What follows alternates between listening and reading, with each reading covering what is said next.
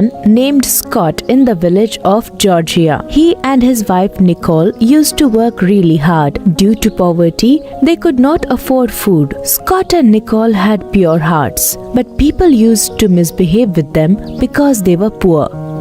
One day, "Listen, why do people misbehave with us? What wrong have we done to them? When I went to fetch water, they were looking at me differently and made me realize that we were poor." We have not done anything wrong to them. These people enjoy seeing us in trouble. Anyways, don't mind them. Otherwise, they will make our lives difficult. We should always think about good things. I am hungry.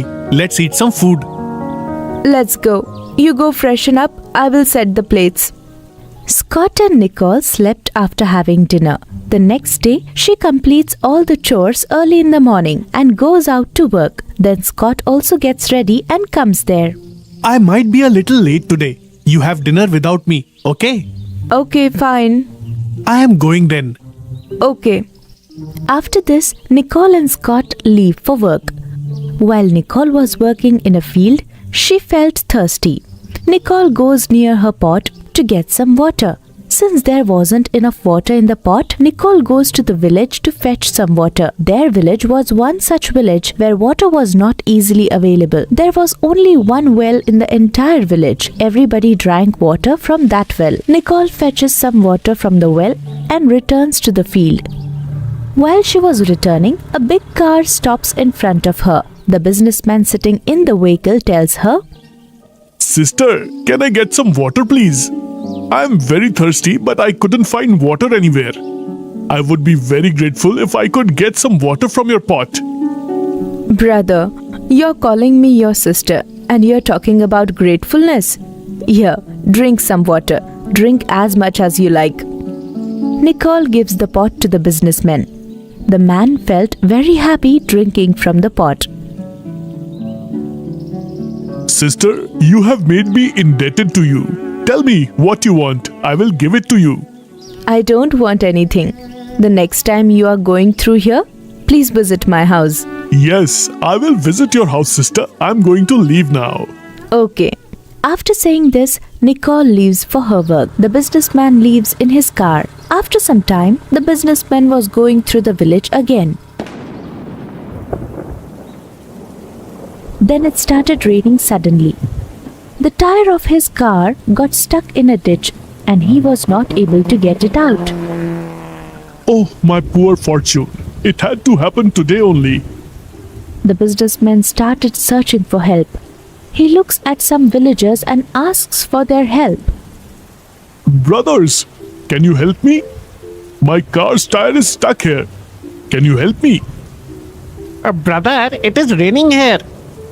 We are trying to reach home and you are asking for our help here.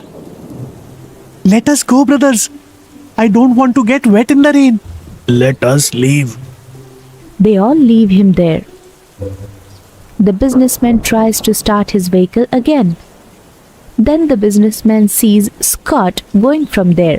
Then, "Brother, listen. My vehicle is stuck in this ditch. Can you help me out?" Yes, sir, sure. You try to start the vehicle and I will push it from behind. the businessman goes and sits inside the vehicle and turns it on. Scott tries to push it from behind. His clothes get dirty due to the rain. But he pushes the vehicle without caring about it. After a lot of effort, the car gets out of the ditch. The businessman takes the vehicle a little forward and then stops the vehicle and then comes out to talk to Scott. Thanks a lot, brother. What's your name? Scott. What do you do, Scott? I do masonry work. I'm looking for work. I couldn't find any work today. That is why I'm returning home. And you just called me. Oh, okay. I have a huge business in the city. You can come to work there. I like your attitude. I can hire you at my company. Are you telling the truth, sir? I will never forget your help. When I called the rest of the people, nobody came forward to help me out, and you helped me out without expecting anything in return. That is why I am very happy. I am leaving for now. I will come back after 8 days to pick you and your family up. We will go to the city. You go, pack all your stuff. Yes, sir. But sir, where will we live in the city? I will also arrange for your house. Don't worry about it. Yes, sir. I am leaving now. Make necessary arrangements. Yes, sir. The businessman leaves. After saying this, Scott also returns home. Hey, Nicole, listen. Now we don't have to live in this village. We will leave for the city after 8 days. A very big businessman has offered me a job at his company. Are you telling the truth? This is wonderful news. Yes, Nicole. The man was very generous. He also helped us find a house. Now we don't have to live here. You pack up all of your stuff. Yes, I will do it. After saying this, both of them continue with their work. A few days passed by, and the businessman comes back to pick them up as promised. The whole village gets surprised with the businessman's luxurious car. Oh, such a luxurious car. That even in front of Scott's house. The vehicle stops in front of Scott's house. The businessman steps out of the car. Oh, sir, please come in. You are here? I cannot believe my eyes. Please come in. The businessman enters his house. Then Nicole comes with water. Brother, you're here? Please take a seat. I'm feeling really very fortunate that you're here at my home. You know each other? We have met before. She is my sister. Brother was very thirsty that day, so I gave him some water, and from that day onwards, I am his sister. Oh, this is very surprising. Scott and Nicole leave with the businessman in his car to the town. The whole village gets surprised looking at this. They feel embarrassed about their behavior with them. On the other hand, the businessman takes both of them to the town. The businessman made Scott the manager of his company. A few years passed by. Scott worked very hard at his job and gave his family a happy life because of his honest work. The moral of this story is, the fruit of truth and honesty is always sweet. A couple, Robert and Sophia, lived in a village called Salem. Both of them worked in the farm. They worked very hard.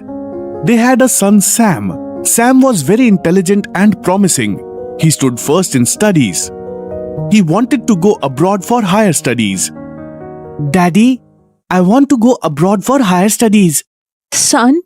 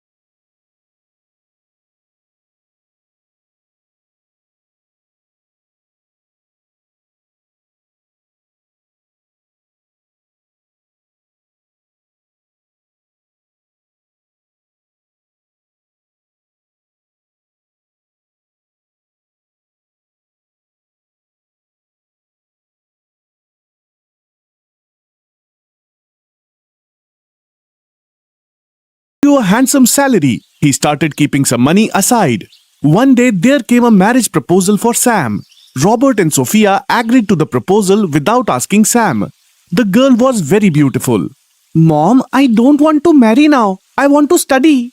Son, you can study your whole life. But if the age of marriage passes, it will never come back. After a few days, the ceremony of meeting the girl was fixed. The entire family went to their house for this ritual. At that time, his would-be wife Rosemary entered the room with tea and snacks. Sam could not keep his eyes off her. Both of them liked each other and their marriage was fixed after their consent. After a few days, they got married and Rosemary came to stay with Sam in his house. One fine day, Whose books are these? So costly and good ones. These are my books, Rosemary. Really? But you are doing a good job right now. Then is this just to read or to appear in some exams? Hearing this, Sam gets sad. Hey, what happened? I talked about studies and you became sad. What happened? Nothing, Rosemary. Let it be. Please tell me what's the matter. Now I am your wife. Why do you need to hide from me? Rosemary, I wanted to go abroad for higher studies but could not go because of lack of money. That is the reason why I didn't want to get married. But when I saw you, I liked you. And obeying my parents, I married you. Hey, you want to study further? This is great. You do not worry about me. And do your studies. I will never be a hurdle in your studies. And as far as home is concerned, I am here to take care. You relax and complete your studies. Hearing this, Sam was overwhelmed. Mom, Dad, he wants to study further. And I also want him to do so. Do you give your consent for this? Daughter-in-law, you have expressed such a good idea. How can we say no to that? Sam studies for few days and appears in an entrance exam. He gets selected and he's very happy now. He started preparing to go abroad for higher studies. Rosemary also helped him. Sam goes abroad taking the flight next day. Rosemary started living with her parents-in-law. She started taking care of them and simultaneously started a business of her own. She started making different type of attires and sold them in the market. Slowly she brought in a few needy women with her and she started expanding her business. And Sam was also working very hard in his studies. Few years passed. Now, Rosemary became a good businesswoman and there Sam also became a highly educated man. He got a job in foreign. He called home to give everyone this news. Hello, Mom. I got a good job here in foreign. I'm drawing a handsome salary here. Hearing this, Rosemary becomes sad and she starts thinking. Hey, Rosemary, what happened? What are you thinking? Mom, I was thinking that I have started such a big business and we did not tell him because we wanted to surprise him. If he takes me to foreign with him, what will happen to my business? What shall I do, Mom? I don't understand. After a few months, Sam receives an invitation for an award ceremony in India. It was a ceremony where successful people were being given awards. Rosemary was also invited there. Dad, Mom, I've been invited in a ceremony. They have called to honor me. Really, daughter-in-law? This is a proud moment for us. Daughter-in-law, all three of us will go to attend your ceremony. Now Rosemary gets ready and takes her parents-in-laws to the ceremony. Sam was already there before they arrived. Ceremony was huge and there were many people over there. So most of the people could not see each other. The youth of our nation, who is highly educated. I invite Mr. Sam on stage for this award. Hearing Sam's name, Rosemary was surprised. His parents were delighted that their son had come back to India and is also being awarded. Rosemary had tears in her eyes. Everyone welcomed him with applause. Sam was honored with the award. Sam went back and sat in his place. Right then, Rosemary's name was announced. I would like to invite a young woman of this nation who helps people in need and taking these people along. She's a successful businesswoman, Miss Rosemary. Sam is surprised to see his wife. Rosemary enters the stage and accepting the award, she says, I am the most fortunate businesswoman in the world today who received two good news in the same day. One is my award and the other is my husband's award. I owe this to my parents-in-law who has always helped me. Thank you. Saying this, Rosemary steps down off the stage. Sam comes and stands in front of her and says, Rosemary, you are here and you received the award as well. You did not tell me that you are running a business. Hey, if I told you this, I would never have been able to surprise you like this. I am very happy for you, Rosemary. I am also very happy for you because you achieved the goal you wish for. Rosemary and Sam go to their parents. They touch their feet and attain blessings. Today, my both children have made me feel proud. I'm very, very happy today. Son, daughter-in-law, keep doing your work successfully and stay happy always. Come, let's go home. Robert and Sophia call a servant and ask him to bring the car. Seeing Rosemary's car, Sam is surprised and becomes happy on her success. Everybody comes home by the car. As soon as they reach home, Sam sees that there is a big mansion in place of their old house. Mom, is this our house? Yes, son. This is our house. Mom, I will not do a job in foreign country. I will come back home. Hearing this, Rosemary and her family became very happy. And so, their family started living happily. Once upon a time, in a village called Greenwich, a greedy landlord lives in. Landlord gives his land for cultivation to the farmers by applying strange conditions. David, who is a poor person, lives in the same village.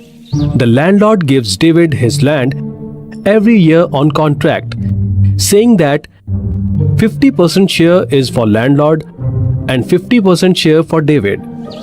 After cultivation, landlord takes good crop and gives bad crop to David. Due to this, David is leading a very difficult time. One day, David's son, named called Peter, returns home in holidays from city. After seeing his father's situation and listening to landlord's antics, Peter decided to do farming from that day. Dad, you don't worry at all. I will take care of cultivation from today. Peter said these words to his father and went to meet landlord. Come, Peter. Where is your father? My father is unwell. From today, I will only take care for all the cultivation chores. So let me know the condition for this year. I made his father fool till now. From today, I will play with him. Okay, then Peter, from today, whatever you harvest, the upper part of the crop belongs to me and the lower part is yours. Okay, landlord. By saying these words, Peter leaves his house. The seeds are planted by Peter and he takes care of farm very carefully.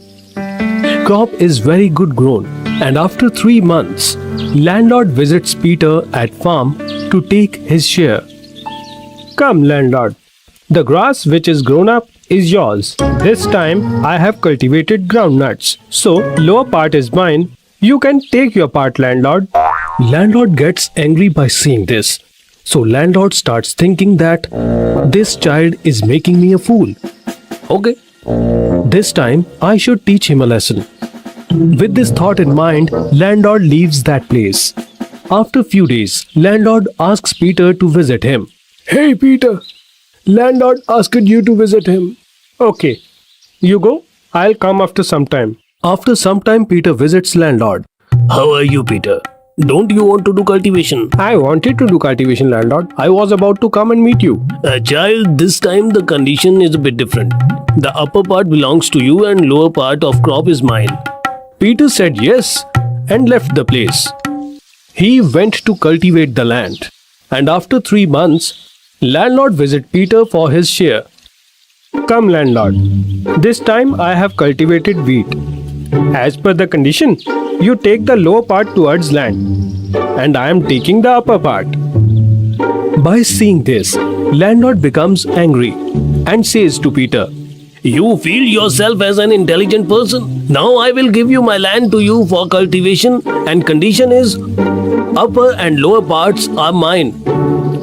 The middle part is yours. Are you okay with the condition?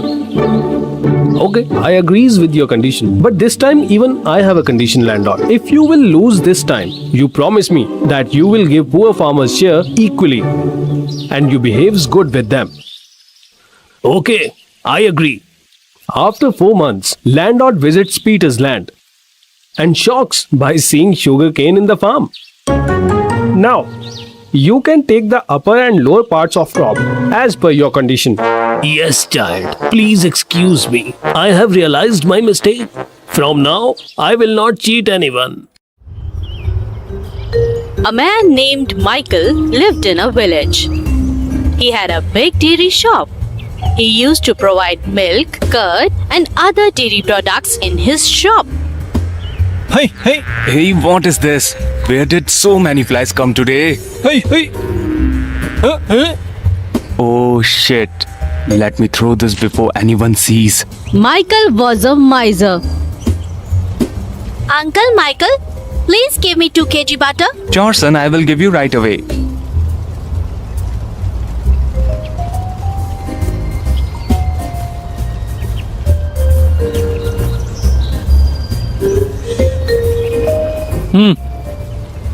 Hey, what is this? Uncle Michael, there is a fly in it. What? A fly? Show me. The boy shows Michael the box of butter. Wait, son. I will give you another box of butter. Michael takes out the fly from the box and hands over the same box to the boy. Take this, son. Is it okay now? Yes, Uncle Michael. Thank you. I will leave now. At that time, there arrived 2 sepoys from the palace. Listen, Michael. 40 kg butter should be delivered by noon in the palace. Yeah, sure. But such a high quantity of butter? Is there a party in palace today? Yes, today the king has thrown a party for the ministers. Okay. Don't worry. You will get the butter on time. Sepoys leave, and Michael starts preparing butter. Listen, Simon. We have to deliver 40 kg of butter to the palace by afternoon. Let's start working quickly. But master, we don't have enough milk to prepare 40 kg of butter. Do one thing. Add half quantity water to the milk we have. That will do the work. But master, that will not be right. If the king finds this out, then he will punish us. You do your work quietly or get lost. Oh, okay, master. Simon adds water to the milk, but even then, the quantity is not enough. Simon goes to his master to inform him. Master, I added water to the milk, but even then, preparing 40 kg of butter is not possible. What shall we do now? Okay. You go out there and look after the shop. I will take care of this. Okay, master.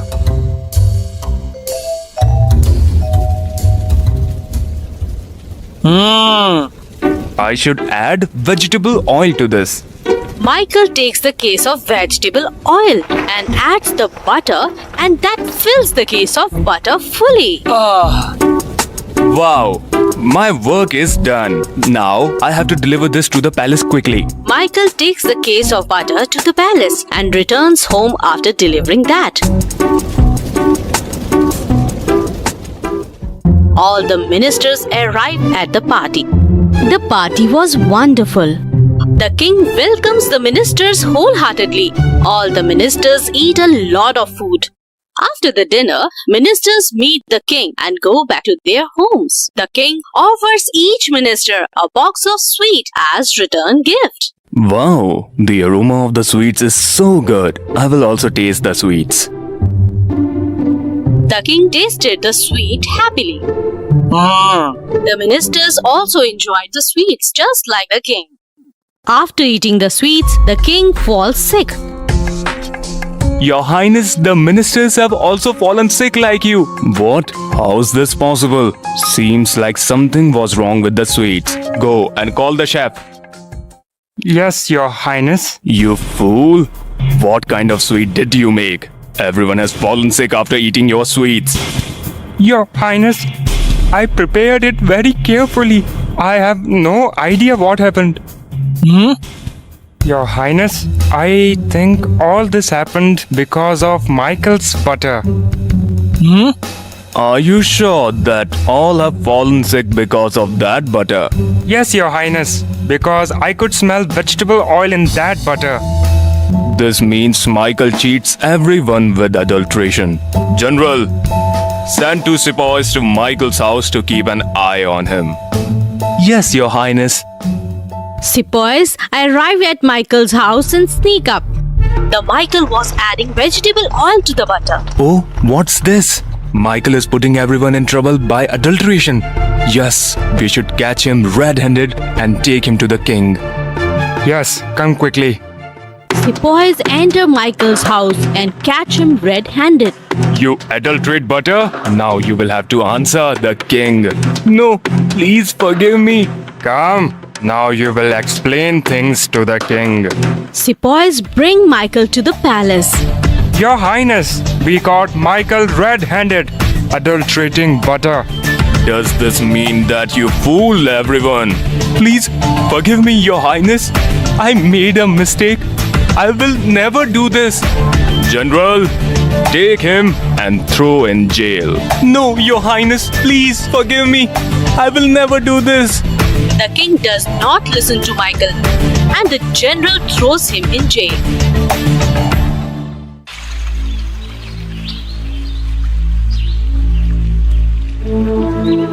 He will never learn.